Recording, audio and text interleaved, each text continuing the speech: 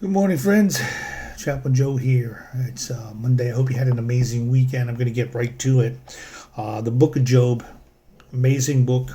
It's a story of a man who had everything, who had it all financially, spiritually, mentally. I mean, a beautiful family, beautiful home, very wealthy. Honored God in all that he did. Catch that. He honored God in all that he did. And even though that he honored God, he was a righteous man. He still struggled. He still struggled. Not only did he struggle, but he went through things I don't even think half of us could fathom. He lost his fortune overnight. He lost his entire family. They were all killed in an accident. Everything was stolen from them. He was robbed. His best friends were supposed to comfort him and help him, and they came and they taunted him and they pointed fingers at him and they said, you know, all this trouble's coming on you because you deserve this. Even his wife turned on him. And the verse that I want to look at today is chapter 38. And I suggest you read the book of Job if you've never read it, and get yourself a New American Standard Bible so it'll be a little more easier to understand, so it's not in the old Greek. And chapter 38 through 40 to the end of the book is actually God having a conversation with Job. And in a sense, it's God questioning him, like, who do you think you are? Who do you think you are to question me? I'm God. So an amazing book.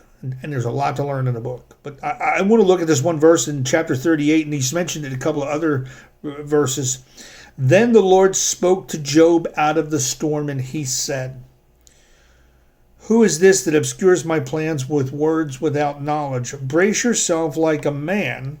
I will question you, and you shall answer me. Did you catch that? The Lord spoke to Job out of the storm. First of all, we need to look at the fact that God spoke to Job in the storm.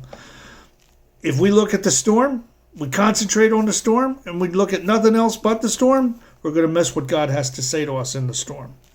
And then it says, who is this that obscures my plans with words without knowledge? God is letting you know right here. He's letting Job know to get out of my way. You don't know what you're doing because you haven't read the word. You don't read. You don't know. You're obscure. You're getting in the way. You're blocking what I have planned for you. You're making the storm worse is what he's saying, I believe. And then he's telling you to brace yourself.